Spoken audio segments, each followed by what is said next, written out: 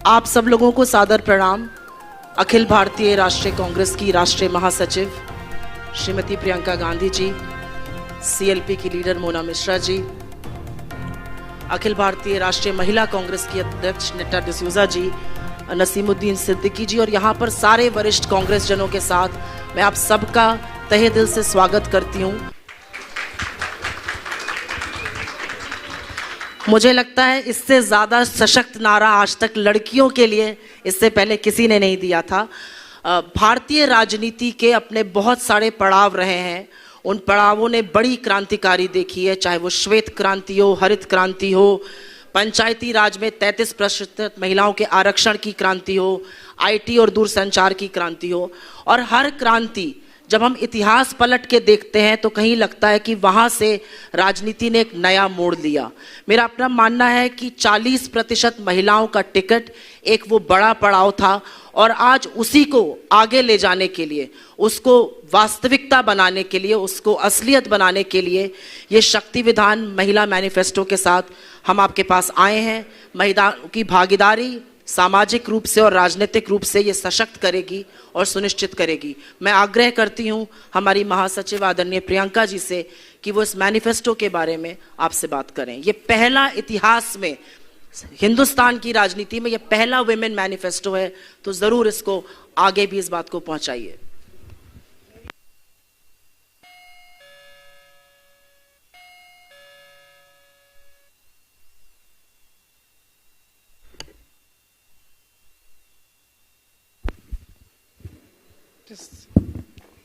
मेरी आशा है कि ये पहला नहीं होगा और इससे दूसरे राजनीतिक दलों पर भी दबाव होगा कि महिलाओं को और राजनीति में महिला की भागीदारी को एकदम सीरियसली लिया जाए।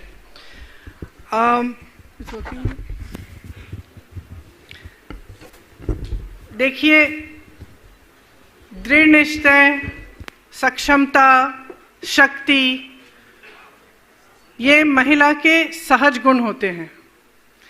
इसके साथ साथ करुणा, दया, आशा, साहस, ये सब महिलाएं उनका गुण होता है। हम चाहते हैं कि ये गुण राजनीति में भी प्रकट हो। इसके बारे में आपको हमने पहले बताया कि हमने इसीलिए 40% भागीदारी महिलाओं को इसलिए दी ताकि उनकी जो सशक्तिकरण की बात है वो सिर्फ कागज पे न रहे। आज तक जो महिलाओं की सशक्तिकरण की बात होती है वो ज़्यादातर पब्लिसिटी और कागज़ों में और चुनाव के समय, इलेक्शन के समय ऊपर आती है, उभरती है। जब महिला राजनीति में पूरी तरह से भागीदार बनेगी तब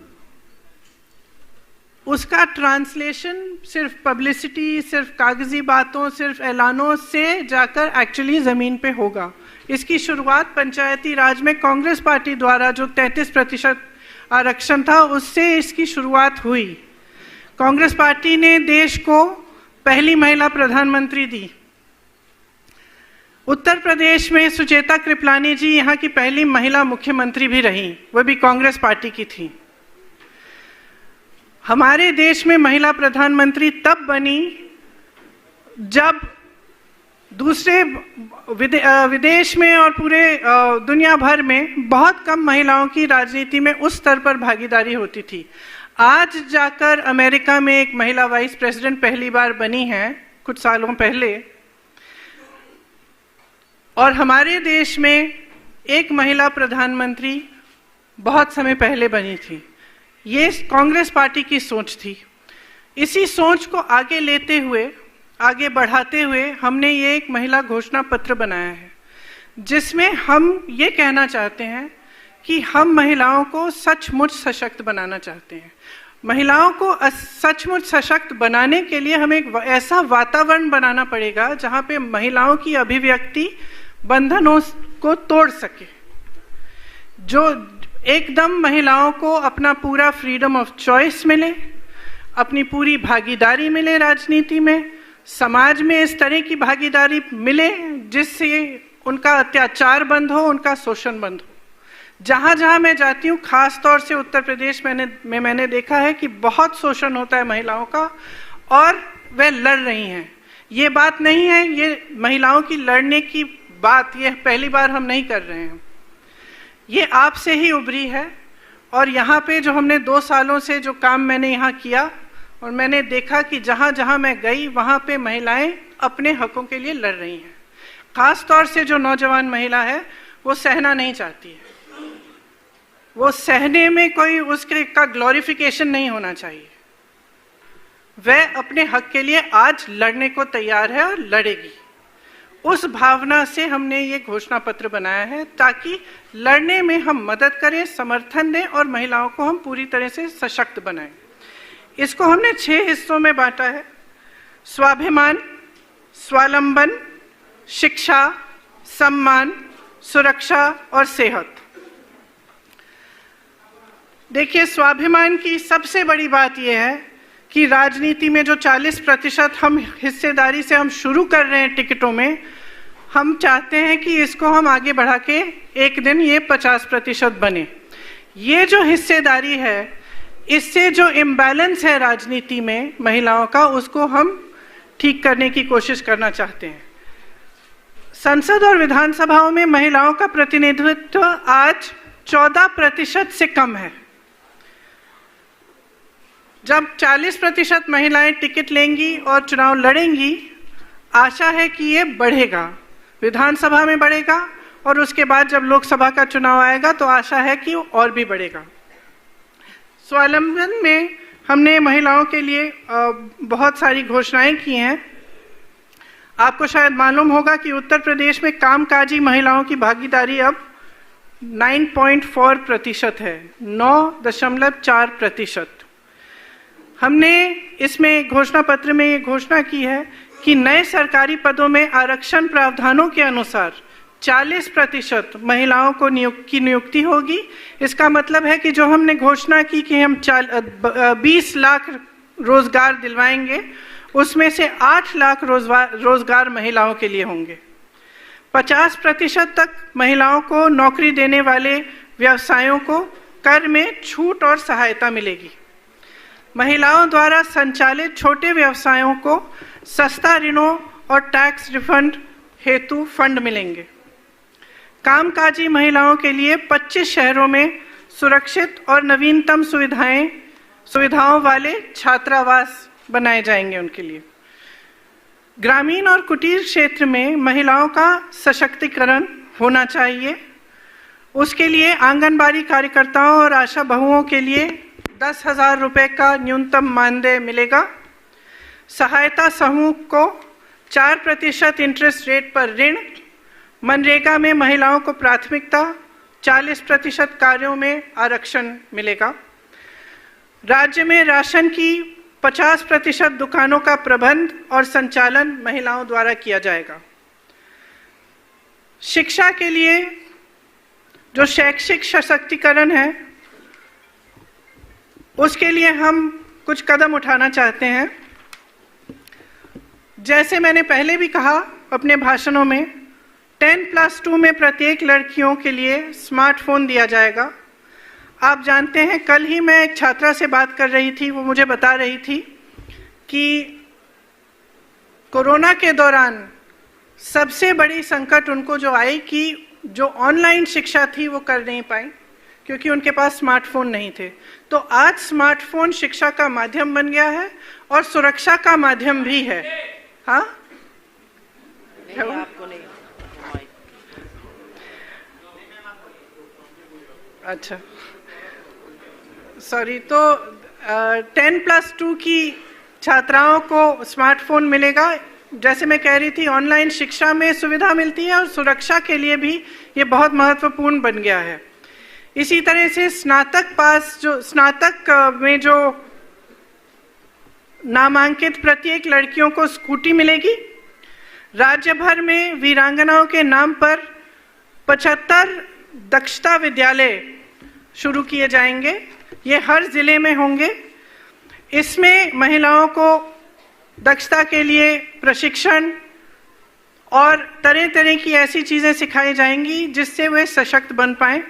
महिलाओं पर केंद्रित विशेष रोजगार की एक्सचेंज बनाई जाएगी।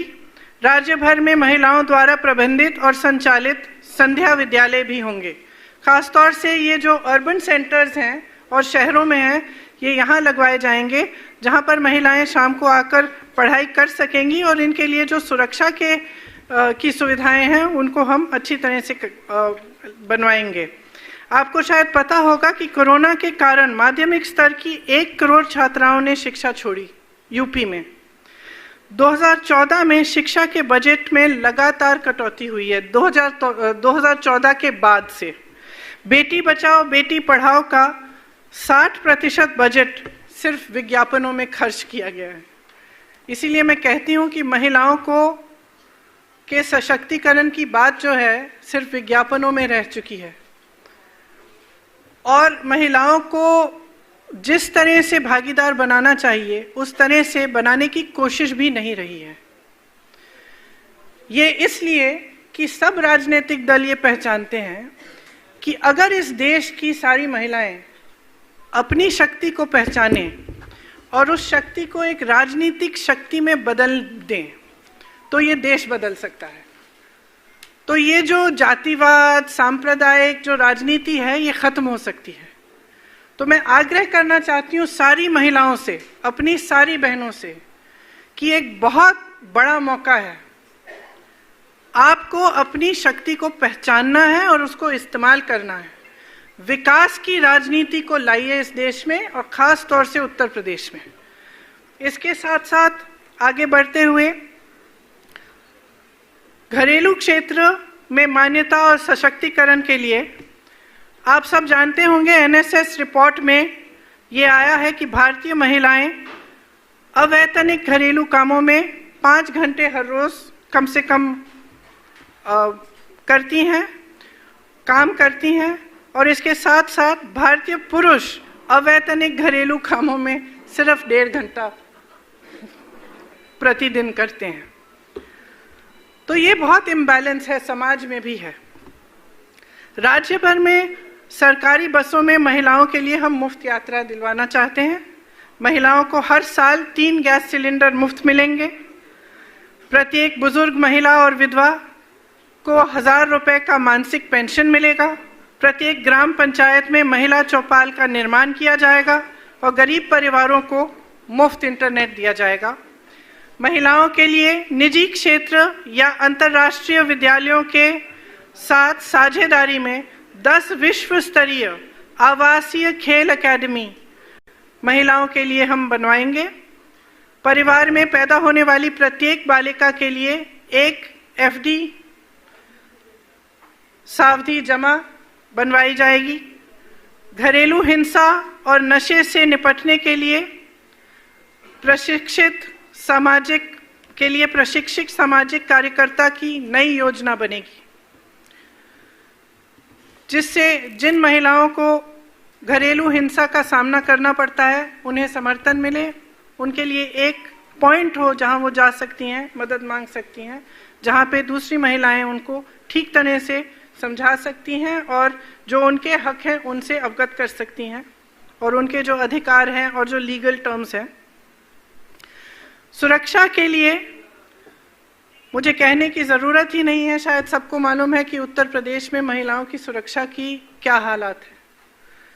यहाँ पे एक ऐसा दिन नहीं बीतता जहाँ कोई महिला मेरे पास आती है और मुझे कहती है कि उसके साथ कितना अत्याचार हुआ है और कितना शोषण हुआ है। एक दिन नहीं बीतता, हर रोज़ कोई ना कोई आके कहता है कि मेरे साथ ये हुआ है। न प्रशासन से मदद मिल रही है, न पुलिस से मिल रही है, और अधिकतर केसेस में हमने देखा है कि प्रशासन और पुलिस मदद अपराधियों की करती है, क्योंकि अपराधी ज़्यादातर सत्ताधारी होता है या फिर जो सत्ता में है उनके साथ उनका कोई रिलेशनशिप होता है या उनकी जान पहचान के होते हैं।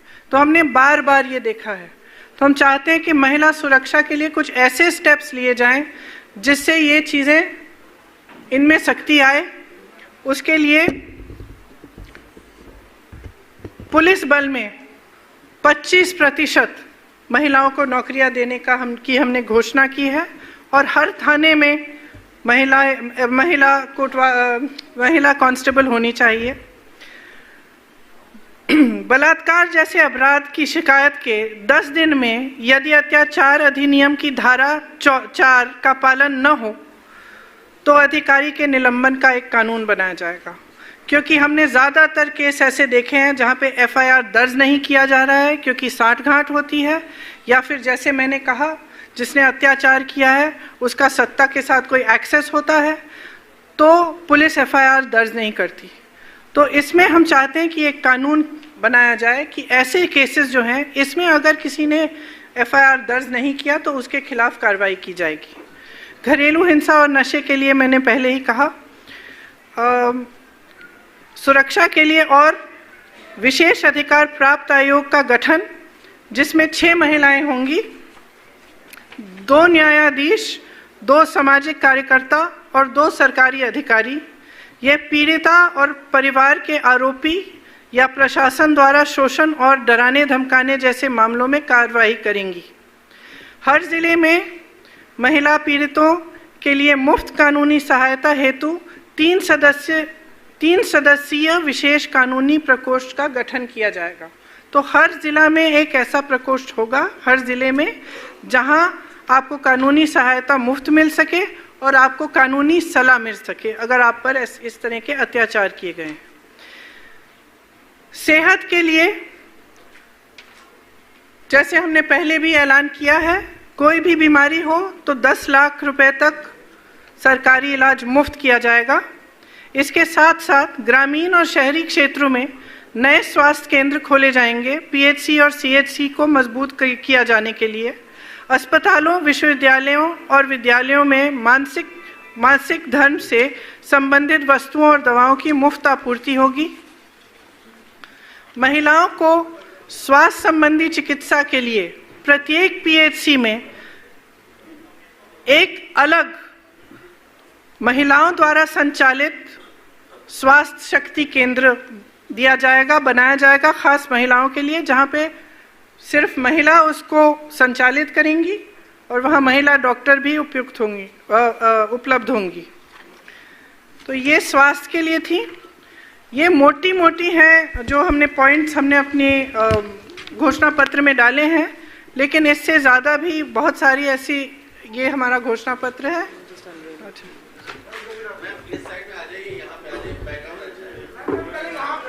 यहाँ की वहाँ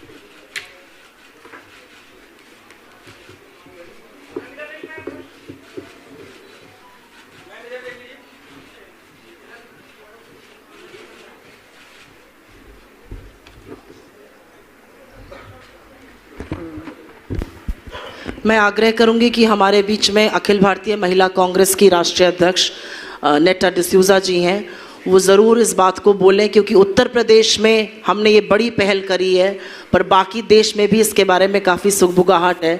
तो नेटा जी, आपसे आग्रह है कि इस बड़ी पहल का, इस सशक्तिकरण के बारे में ज़रूर बोलें। थैंक यू सुप्रिया जी। उत्तर प्रदेश में जो प्रियंका गांधी जी ने जो पहल लिया है 40% रिजर्वेशन महिलाओं के लिए, संगठन के अंदर की बात है। कांग्रेस पार्टी के 40% टिकट्स महिलाओं को दिया जा रहा है। उत्तर प्रदेश की महिलाएं तो बहुत ही भाग्यशाली है और आवाज पूरे देश से उठ रही है। अब आज जो मैनिफेस्टो यहाँ पे जो रिलीज हुआ है, आप सभी पत्रकार भाइयों ने देख ही लिया होगा और सुन ही लिया होगा। आपके अंतरात्मा ये कह रही होगी कि जो भी बातें उठाए हैं महिलाओं को लेके, वो बातें बिल्कुल उत्तर प्रदेश की महिलाओं की राजनीतिक सशक्तिकरण 40% टिकट्स देके और उत्तर प्रदेश के महिलाओं के बारे में जो सोच है कांग्रेस पार्टी की, वो इस महिला मैनिफेस्टो में है। पूरे देश से महिलाएं बढ़ चढ़ के सोच रही है कि कब संगठन के अंदर भी ये डिसीजंस हो जाए, जब दूसरे प्रदेशों में भी ये डिसीजंस है। पर अब उत्तर प्रदेश की बात है। मुझे पूरा विश्वास है उत्तर प्रदेश के महिलाओं पे कि वो बढ़ चढ़ के महिलाओं को जिताने का भी काम करे, ताकि सही मायने में पूरे देश में महिलाओं की राजनीतिक सशक्तिकरण विधानसभाओं में भी हो। धन्यवाद। बोल दूं? अभी प्रियंका गांधी जी का ये सुझाव है कि अगली बार से जो पहली रो है वो महिलाओं के लिए हम आरक्षित करेंगे, तो ये आप पर भी लागू होने वाला है। नेक्स्ट रो से हमारी सीएलपी की लीडर मोना मिश्रा जी हमारे बीच में है। इस मैनिफेस्टो कमेटी की सदस्य रही हैं और इसके बाद महिलाओं के बारे में जोर शोर से लड़ती हैं प्रियंका जी के साथ। वो जरूर इस पर कुछ बोलेंगी। अभी सबसे पहले तो मैं आज आभार व्यक्त करूंगी आदरणीय प्रियंका गांधी जी का कि आज उन्होंने एक सपने को सच किया है। उत्तर प्रदेश की महिलाओं ने जो संघर्ष देखा है और जिस संघर्ष में लगातार प्रियंका जी के नेतृत्व में हम लोगों ने लड़ाई लड़ी है, चाहे वो 9 की घटना रही हो, चाहे वो शाहजहांपुर की घटना रही हो, हाथरस की घटना रही हो, या लगातार हर वर्ग की महिलाओं के साथ कंधे से कंधा मिलाकर हम लोगों ने संघर्ष किया है। साथियों, ये जो मैनिफेस्टो आज, जैसा कि प्रियंका जी ने कहा कि ये पहला महिला मैनिफेस्टो है इस देश के राजनीतिक इतिहास में, मैं सिर्फ इसमें इतना जोड़ना चाहती हूँ कि ये केवल मैनिफेस्टो नहीं है। इस मैनिफेस्टो का एक भाग जो हमारा जो प्रतिज्ञा थी प्रियंका जी की, वो हमने चुनाव के पहले पूरी की है। 40% महिलाओं को टिकट देना, ये पहली प्रतिज्ञा थी प्रियंका जी की, और इसी की कड़ी में ये पूरी प्रतिज्ञाएं और मैनिफेस्टो बना है। तो इसकी शुरुआत हमने पहले कर दी है। एक प्रतिज्ञा प्रियंका जी ने चुनाव के पहले पूरी की, इसके लिए मैं उनका बहुत बहुत आभार व्यक्त करती हूँ। कांग्रेस पार्टी ही एक ऐसी पार्टी है इस देश में जिसने हमेशा महिला सशक्तिकरण की बात करी है और उसको पूरा किया है। मैं याद दिलाना चाहती हूँ कि देश को महिला राष्ट्रपति प्रतिभा पाटिल के रूप में कांग्रेस पार्टी ने दिया। देश को पहला महिला प्रधानमंत्री इंदिरा गांधी के रूप में दिया। इस प्रदेश में पहली महिला मुख्यमंत्री सुचेता कृपलानी के रूप में दिया। और आज आपके बीच में मैं भी बैठी हूँ। ये भी कांग्रेस पार्टी और प्रियंका जी की महिला सशक्तिकरण की सोच है। मैं आप सबसे इतना ही निवेदन करना चाहती हूँ कि एक बहुत बड़ी सोच है, एक विचारधारा है जो आपके बीच में आज प्रियंका जी ने रखी है। और मुझे पूरा विश्वास है कि आज हमारे मीडिया के साथियों के बीच ये प्रतिज्ञाएं, ये मैनिफेस्टो रखा है प्रियंका जी ने। आपके माध्यम से ये पूरे उत्तर प्रदेश में नहीं, ये पूरे देश में लड़की हूं लड़ सकती हूं की प्रतिज्ञा जरूर जाएगी। बहुत बहुत धन्यवाद।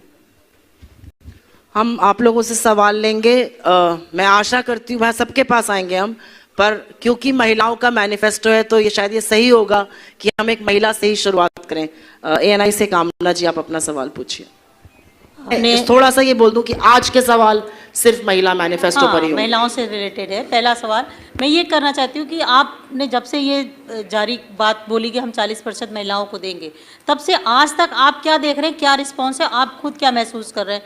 आप इतने समय में उत्तर प्रदेश में काफ़ी जगहों पे जा रहे हैं। दूसरा चीज़ ये है, इसी से रिलेटेड सवाल है कि महिलाओं के लिए विपक्ष का ये कहना है, खासकर भाजपा ये आरोप लगा रहे हैं कि आप 60 साल से उत्तर प्रदेश में थे, आपने तब महिलाओं के लिए क्या किया, यहाँ तक कि इज्जत घर तक नहीं दिए। तो मैं दो एक सवाल है, मैं दो रिस्पॉन्स और ये दोनों चीज़ को जानना चाहूँगी। भाजपा के नेताओं को ये याद रखना चाहिए कि पिछले 7 सालों से वह सरकार में है, तो ये जो 60 साल 70 साल वाली रट है ना, ये एक हद तक चलती है, उसके बाद नहीं चलती है।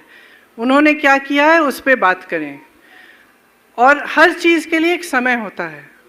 ये एक नई पहल है, इसके लिए समय आ गया है। जैसे मैंने कहा, जहाँ आपने पूछा कि मुझे क्या दिखता है, जहाँ जहाँ मैं जाती हूँ मुझे यही दिखता है कि दो चीज़ें, एक महिला शोषित है, दूसरा वो पीड़िता नहीं बनना चाहती, वो लड़ना चाहती है, अपने हक के लिए लड़ना चाहती है, अपने पैरों पे खड़ा होना चाहती है, चाहे कोई भी हो। मैं दूर दराज गांव में जाती हूँ, वहाँ पे भी सबसे पहले आवाज़ उठाने वाली महिला होती है, मुझे पकड़ के पूछने वाली कि मेरा हक दो, कि मुझे कॉम्पेंसेशन नहीं मिला, मुझे ये नहीं मिला। सबसे पहले महिला आवाज़ उठा रही है, क्योंकि अब समय आ गया है कि महिला अपने हक के लिए लड़ना चाहती है। तो उसी का एक प्रतिबिंब है ये कि हम ये कदम उठा रहे हैं। रिस्पांस बहुत अच्छा है, जहाँ जहाँ मैं जाती हूँ, सब खासतौर से नौजवान लड़कियों में टिकट्स के लिए आपको लग रहा है कैंडिडेट्स? बिल्कुल, कैंडिडेट्स के लिए बहुत सारे एप्लीकेशंस आए हैं, काफ़ी हमने अभी क्लियर भी कर लिए हैं, और जल्द ही मैं पहली लिस्ट को अनाउंस भी कर लूँगी। न्यूज़ इंडिया से एक मिनट, मैं आऊँगी आपके पास, 2 मिनट दीजिए। न्यूज़ इंडिया से नगमा जी।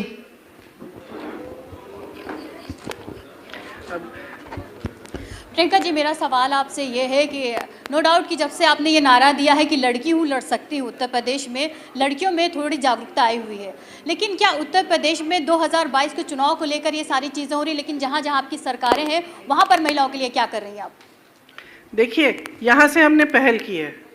अब मेरी आशा है कि जहाँ जहाँ हमारी सरकारें हैं और दूसरे प्रदेशों में भी ये इस तरह की पहल हो, लेकिन मैं उत्तर प्रदेश की इंचार्ज हूँ, मैं यहाँ की प्रभारी हूँ, मैं यहाँ के लिए जिम्मेदार हूँ, इसलिए मैंने ये कदम यहाँ उठाया है। मेरी आशा बल्कि ये है कि सारे राजनीतिक दल इससे एक नया कदम उठाएं। जी जी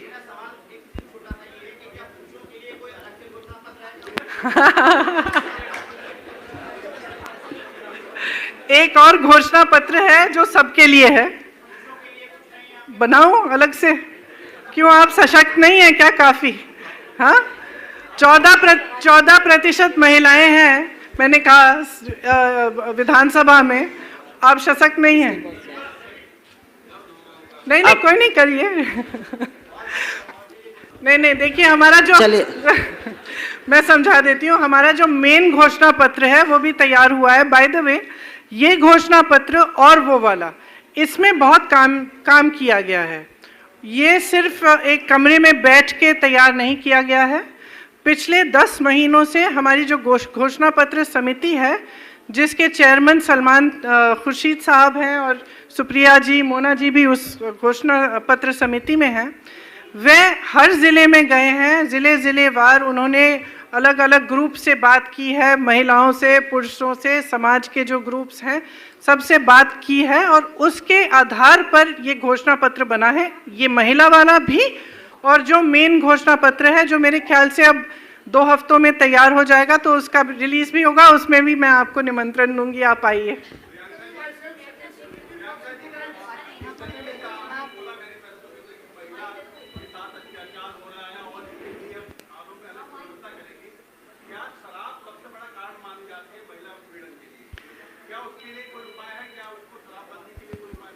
देखिए, शराब एक कारण है, लेकिन मुख्य कारण ये है, 2 हैं मेरे ख्याल से। एक तो समाज में जो धारणाएं हैं, दूसरा कि महिला सशक्त नहीं है, और उसको सशक्त बनाने के लिए ठीक ढंग से काम नहीं किया गया है। सच्चाई ये है। और मेरा ये विश्वास है कि जब महिला राजनीति में पूरी तरह से भागीदार बनेगी तो ये बदलाव खुद लाएगी। यहाँ पर सवाल, एक मिनट, आगे सवाल है। जन मोर्चा से मैं सुमन गुप्ता हूँ। इसमें महिला किसानों की बात इस तरीके से नहीं कोई आई है, क्योंकि उत्तर प्रदेश का जो जमींदारी एबोलिशन एक्ट या अभी जो राजस्व संहिता है उसमें महिला को उस तरीके से अधिकार नहीं मिल पाए हैं जिस तरीके से उसके विरासत में पुरुषों की या उसके भाई के या उसके बेटों को मिलते हैं। तो इस संबंध में आपने अपने इस घोषणा पत्र में कुछ नहीं लिखा है, जबकि ग्रामीण क्षेत्र में बहुत सारी महिला मजदूर काम कर रही हैं। ठीक है, इस पे ध्यान देकर हमने मनरेगा में भागीदारी लिखी है 40%, उसको थोड़ा कुछ हद तक वो कवर हो जाता है, लेकिन इस पर भी हम ध्यान देके कुछ जी जी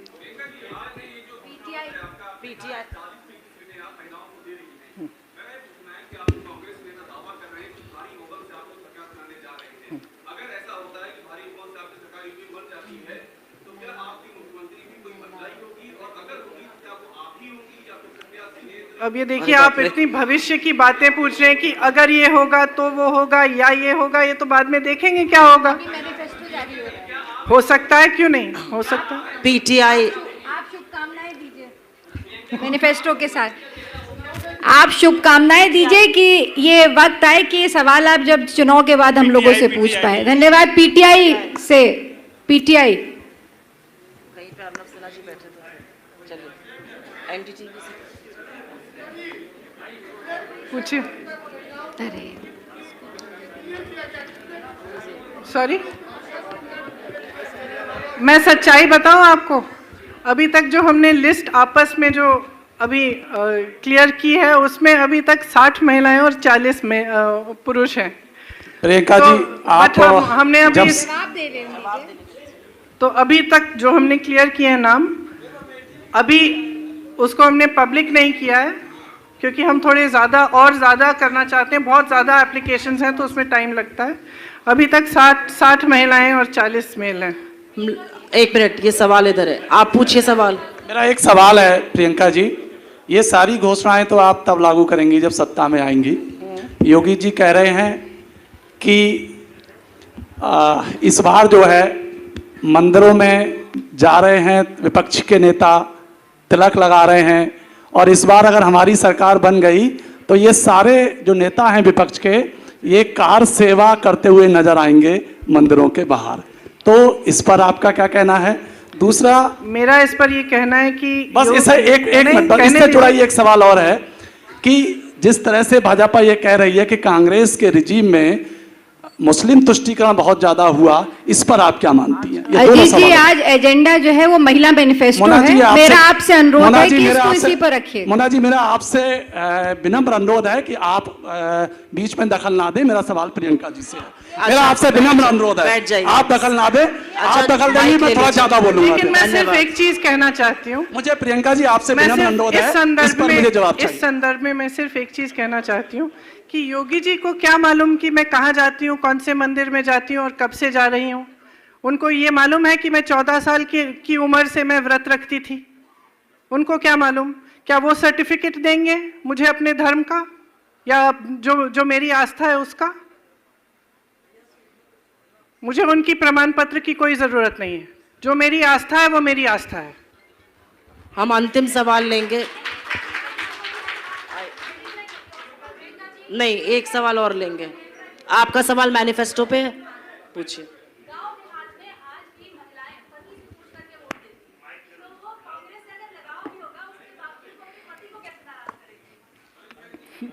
अब देखिए, निजी बातों में मैं टिप्पणी नहीं करना चाहती। मेरी अपनी नानी मुझे खुश करके कहती थी कि उनके जो मेरे नाना जी एक पार्टी के लिए वोट करते थे, वो हमेशा मुझे चुपचाप से कहती थी, मैं इनको नहीं बताती, मैं अपना करती हूँ, जाके मैं खुद वोट करती हूँ जाकर। तो मेरे ख्याल से सारी नानियाँ, दादियाँ, सारी महिलाएं एक्चुअली जो अपने मन में है उसी के तहत वोट डालती हैं, और मेरी आशा भी यही है। हम अंतिम सवाल लेंगे, अगर मैनिफेस्टो पर है तब। माइक यहाँ पर दीजिए, अंशु जी यहाँ माइक दीजिए। मैं समर्थ हूँ आज तक से। मेरा सवाल ये है कि उत्तर प्रदेश राजनीति की जब बात होती है तो कास्ट पॉलिटिक्स आती है। सारे राजनीतिक दल, कोई जाट पॉलिटिक्स कर रहा है, ब्राह्मण, ठाकुर, मुस्लिम। ऐसे टाइम पर आप महिलाओं को लेकर आगे आ रही हैं, आपका फोकस केवल महिलाओं पर है। नहीं, केवल महिलाओं पर नहीं है, ज्यादा है। तो क्या ये सक्सेस होगा? अब अगर मैं नहीं सोचती कि इसमें सक्सेस होता तो मैं क्यों करती। मैं इसीलिए कर रही हूँ क्योंकि मैं चाहती हूँ कि इस पहल का सक्सेस हो, कि महिलाएं सशक्त बने, कि महिलाएं आगे आएं, राजनीति में पूरी तरह से भागीदार बने। और सिर्फ ये सक्सेस का मैं माप ये चुनाव को नहीं देख रही हूँ। मैं चुनाव में जो होगा वो देखा जाएगा। महिलाएं जब खड़ी होंगी, चुनाव लड़ेंगी, तो वो सशक्त बनेंगी, चाहे वो जीतें चाहे वो हारें। अगर जीतेंगी तो बहुत ही बढ़िया, और ऐसी महिलाएं मेरे पास एप्लीकेशन देके गई हैं जो सशक्त हैं, सक्षम हैं। अगर नहीं भी जीतें तब भी बहुत बढ़िया है, क्योंकि एक बार नहीं जीतेंगी, अगली बार और सक्षम बनेंगी। तो हमारी ये जो पहल है ये सिर्फ चुनाव के नज़रिए से नहीं है। हम बहुत स्पष्ट हैं, हम महिलाओं के सशक्तिकरण के लिए एकदम पूरी तरह से संजीदगी से हम पहल लेना चाह रहे हैं। बस, धन्यवाद, बहुत बहुत धन्यवाद आपका। हाँ हाँ, पूछिए।